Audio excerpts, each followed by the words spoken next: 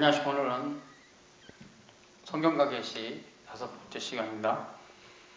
오늘은 이제 계시의 의미, 계시 철학에서 은혜 데카르트와 후대 경험론자들 프란시스 베이컨, 토마스 홉스, 존 노크로 이어지는 그런 역사에 대해 살펴보려고 합니다. 르네 데카르트는 지난 시간에 좀 간략하게 다뤘죠. 데카르트의 이 회의는 방법적 회의입니다. Methodic doubt 이런 뜻인데, 그러니까 현대 실존주의자들 같은 본질적인 회의는 아니에요.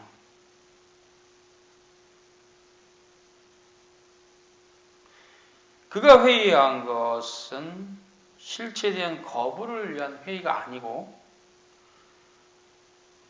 뭔가 확실한 진리에 이르고자 하는 회의였어요. 그래서 기존 모든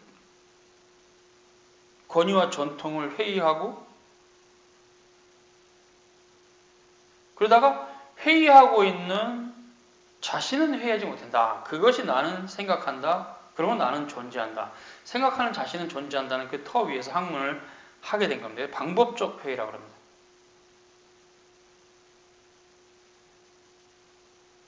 데카르트의 철학의 특징은 기존 학문의 전통을 전면적으로 거부하고 그 방법론에서 저는 새로운 길을 걸어간 겁니다. 그러니까 기존의 전통을 거부한 거예요. 그것이 없다는 게 아니라 학문의 기초를 놓기 위해서 나는 회의하는 것이다. 회의. 있을까? 이런 식으로. 생각하는 자기 자신의 사고방식만을 유일한 권위로 인정하는 학문의 방법론이 데카르트의 학문의 방법론입니다. 그렇게 시작하면 계시는 당연히 없어질 수뿐이 없어요. 그 사람 안에서는. 그와 동시대 사람으로서 영국 사람 프란시스 베이컨 1561년에서 1626년에 돌아가셨는데요. 경험론을 주장했어요. 인간의 경험과 그 경험으로 인한 결과를 진리로 규정했어요. 이런 프란시스 베이컨의 새로운 지식의 개념은 양적이고 기계적이며 경험적인 자연관을 산출시켰습니다. 이것을 공리성, 유틸리테트라는데, 이 공리성이 서양 사상의 이제 후대에 주류를 형성하면서 영국 경험론의 노선을 이루게 되죠. 그분들이 주장하는 철학의 논점은 우리가 눈에 보이는 가시적인 것에 유익을 주는 것이 철학이다, 이렇게 봤어요. 실용주의죠. 나중에 이것이 실용주의로 가서 미국의 프레즈머티즘인가요? 프레즈머티즘이죠. 그러니까 실용주의의 바탕이 되죠. 홉스라는 경험론자는 지식의 목적은 힘이다. 지식의 목적은 힘이다. 결국 이런 형태의 철학은, 경험론자들의 철학은 윤리와 결합되지 않는 철학입니다. 실용적인 목적을 위한 수단이다. 철학이라는 것은. 그래서 경험론자들에게 오면 철학은 더 이상 고전적 의미의 철학이 아니라 가시적 대상에 대한 공리성을 추구하는 철학이 됩니다. 그래서 비가시적인 이념, 메타피직, 형이상학이라고도 하죠. 윤리, 도덕, 그런 건 철학의 주제에서 제외됩니다. 그건 철학에서 다루는 거 아니에요. 철학은 오직 가시적 현상 자체에 대한 원인과 특성을 연구하는 학문이다. 이렇게 생각했어요. 홉스는 철학의 기초를 귀납법적으로 봤습니다. 다 연구를 하자, 사색을 하고, 연구하고 결말로 딱 내는 거다는 거죠. 그래서 홉스도 레셔널리즘, 즉 합리주의를 철학의 가장 기초로 보았어요.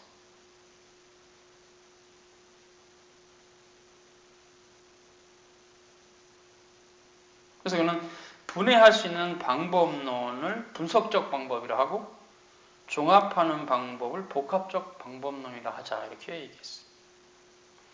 사물 자체를 드러내는 가장 보편적이고 일반적인 명제로부터 시작되는 말의 질서의 구성에 대해서 모든 논중의 방법론은 분석적이다.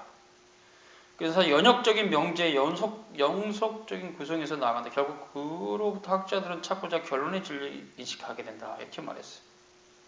홉스는 기하학에 대해서도 말했는데 무엇이든지 인간 생활에 도움을 주는 것은 그것이 지상의 사물에 대한 묘사이든 하늘에 대한 묘사이든지 간에 혹은 그것이 시간의 기호로부터이든지 궁창에 대한 가장 먼 측정이든지 간에 결국 고대의 조악한 단순성과 다른 현재의 시대에 있는 어떤 것들이든지 우리는 기하학의 신세를 지고 있음을 자인해야 할 것이다. 그래서 그의 기하학에 대한 견해는 후대 경험론을 더 유물론 쪽으로 끌고 갔어요. 이 경험론은 결국 유물론으로 가게 돼 있어요. 그래서 후대 비스켄슈타인은 분석 철학에서 철학은 언어에 대한 분석이다. 이런 식으로 해서 결국 갈수록 후대의 철학은 빈곤해져요. 아리스토텔레스나 소크라테스와 같이 삶을 살아가는 어떤 풍성한 지혜에 대한 것이 아니라 사물에 대해서 사색하고 그 수학적 이성으로 결론 내서 사실 관계를 따지는 이런 식의 철학이 고대 철학에 대해서 좀 빈곤해지니까 과학이 오히려 더 철학 위에 쓰게 되고 과학으로 철학의 자리가 규명되는 이런 전도되는 현상이 나타나게 됩니다.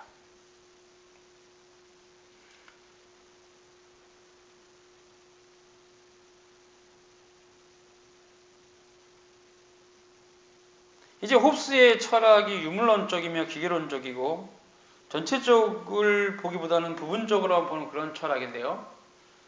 이 철학을 연결시켜주는 또 경험주의 철학자가 있습니다. 존 노크입니다. 존 노크는 이렇게 말했어요. 인간의 의식의 근원에 대해서 인간은 타고난 정신적인 원칙이 없다. 그러니까 존 노크 말에 의하면 인간은 백지장이다. 과연 그럴까요? 기독교인들은 그렇게 보지 않죠. 하나님 말씀을 따라보면 인간은 태어날 때부터 어느 정도 성향이 결정되어 있다. 결정되어 있다. 어느 정도. 또 후대 교육도 중요하지만 어쨌든 그런 성향들이 결정되어 있다. 그렇게 보죠. 완전히 백지로 태어나지 않다고 봐요. 성경적인 관점에서는. 하나님 형상으로 태어났기 때문에. 타고난 정신적인 원칙이 없다. 인간은 이론적인 원칙도 실천적인 원칙도 없다. 다 후대 학습된 거란 얘기예요. 이런 입장에 대해서 후대의 철학자 어드먼드 후설이 비판합니다. 선언적 현상으로 인간은 지식을 습득하기 전에도 지향성이 있다.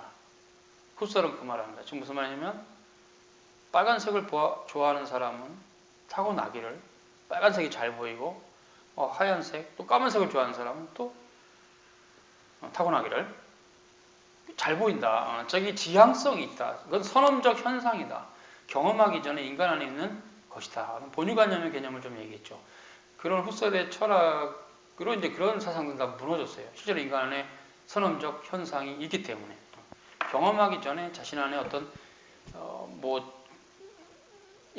기존에 있는 게 있으면 경험 전에 자신이 먼저 안에 있는 것이 그 경험을 더 하게 된다는 거죠.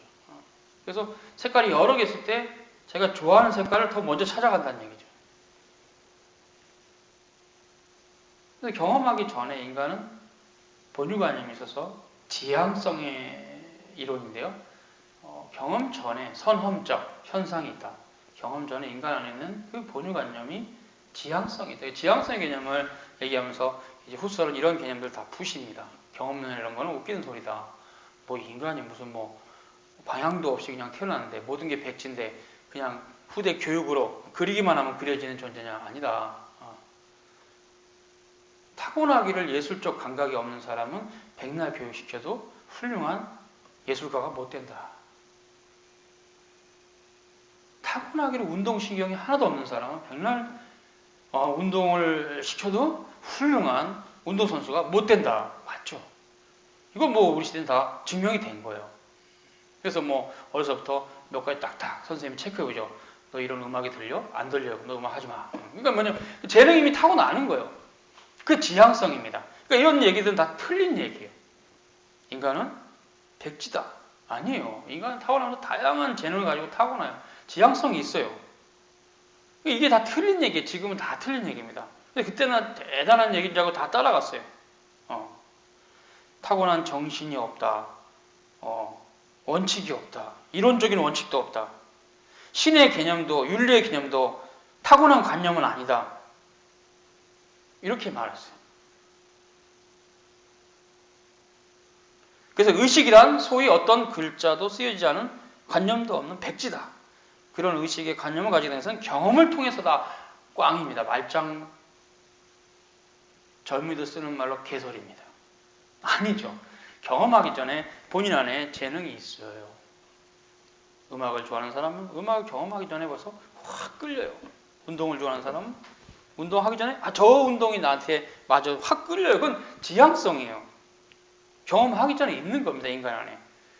이런 부분을 보지를 못했는지 이런 얘기를 했고 이런 얘기가 그때는 통해서 후천적 교육만 잘 시키면 그 사람이 완벽한 사람이 될 거로 착각했어요. 아니죠. 그래서 전혀 음악 재능이 없는 사람은 음악으로 키우거나 전혀 운동 신경이 없는 사람은 운동으로 키우는 건 바보 같은 짓이에요. 어느 정도는 올라가겠죠. 바보 같은 짓이에요. 이 사람 음악 재능이 있는데 운동선수로 키워. 왜? 자기 아버지가 운동선수였기 때문에. 그 아이는 음악 재능인데 그러면 안 되죠. 그 아이 재능 보고 음악으로 키워야죠. 이렇게 백지가 아니에요.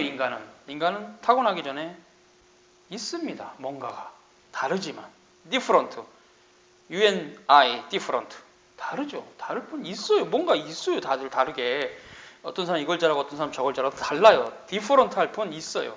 그래서 이것은 틀렸다. 이 이론은 그래서 이런 형태가 현대 교육론의 뿌리가 된 거죠. 교육만 시키면 다 된다라는 식이죠. 근데 인간의 부패성은 성경에 말하는 피할 수 없어요. 누가 가르쳐주는 게 아니에요. 그냥 내재되어 있어요. 인간의 부패성. 하나님 은혜가 없으면 제거가 안 돼요. 그리스도의 보혈의 공로 외에는. 그래서 이런 경험론자들은 그런 걸 안 믿는 겁니다. 그런 거 없어. 인간 타락 그런 거 없어. 다 그거 소설이야. 이런 식으로 이분들이 계속 이렇게 쓸데없는 소리를 해가지고 많은 젊은이들 그 당시 유럽에서 다 망가져갔죠. 지금 이게 다 거짓말인 게 다 드러났어요. 두뇌를 연구하거나 내지 이런 후대 철학들이 더 발전하면서 더 살폈을 때 꽝이야 이렇게 된 거죠.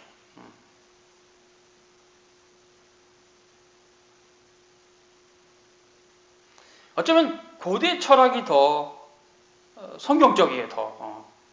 고대 철학의 정신은 비록 가시적 세상에 대해서 비중을 두고 있지만 영원한 것과 형이상학적인 것들까지도 철학의 궁극적인 과제로 삼았다. 논의 자체는 했다는 거죠. 소중하다고 생각했고.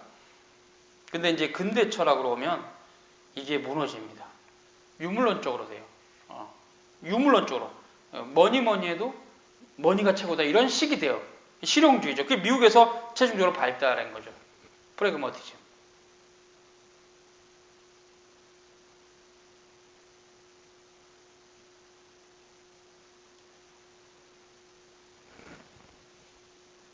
그럴 때 이제 그것이 프랜스 베이컨, 홉스, 존 노크, 데이비드 휴엄 이런 분들이 이제 경험론자인데요. 인간 이성의 기능을 인간의 감각을 통해 사물에 연결되어 있는 그 부분만을 인정했어요. 그래서 그 외에 가시적 현상계의 사물과 연관성이 없는 모든 비가시적인 이념과 초월적 영역은 이성과 관련해서 전면적으로 거부합니다. 그러니까 이게 아직은 흔히들 칼 막스가 생각하는 철저한 유물론적인 형태까지는 가지 않았으나 칼 막스의 신학으로 마르크스 신학으로 철학이죠. 마르크스 철학으로 갈 수 있는 요소들을 그 당시 현대 철학이 근대 철학이 갖고 있었어요. 그것이 그들의 위험한 부분이었습니다. 인간 존재에 대해서 너무 함부로 생각한 거죠. 너무 나이브했어요. 즉 생각이 짧았어요. 인간은 그렇게 만만한 존재가 아닙니다. 이분들은 수학적 지식으로 모든 걸 풀려고 했고 그것이 현대 철학의 근원적인 문제와 오류였어요. 오류. 에라. 근데 그때는 몰랐어요. 그때는 막 그런 이성주의가 막 팽배하면서 신도 없다고 생각했고, 그래서 뭐 자연과학에서는 이 원자의 입자의 그 어떤 그 소립자의 모든 본질을 다 드러내면 자연의 비밀도 다 드러날 것을 믿었어요. 그게 다 20세기 다 망가졌죠. 다 와르르 무너졌죠.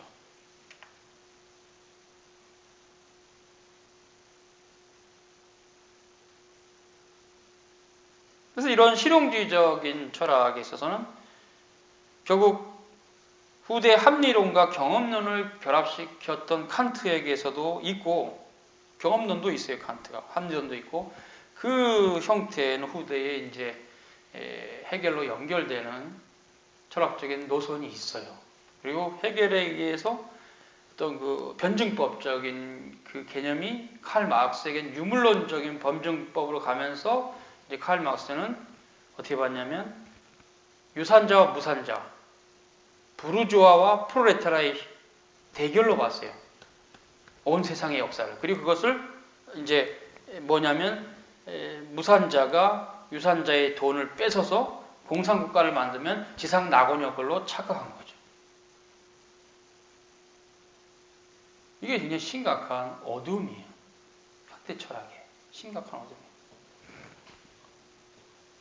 그 한계를 보고 일어난 게 1967년에 68혁명입니다. 뭐 그런 분 나중에 좀 자세히 얘기하고 포스트모던으로 연결되는. 어쨌든 간에 이렇게 해서 이런 실용주의 정신은 근대 유럽의 정신이 됐고 서구화의 정신이 됐고, 지금 그래서 자연과학만 기형적으로 발달하고 철학이나 신학은 퇴보했어요.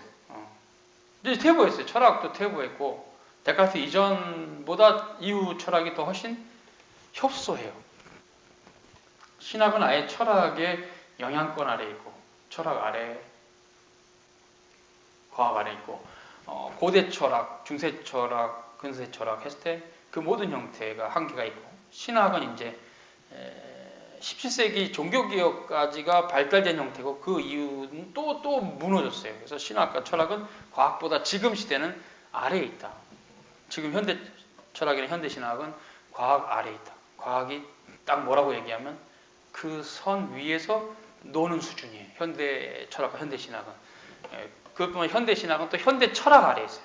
예전에는 그 거꾸로 됐는데 지금은 과학이 철학의 범주를 정하고 철학이 신학의 범주를 정하고 신학은 철학의 토대 위에서 신학을 하는, 그게 독일의 자유신학입니다.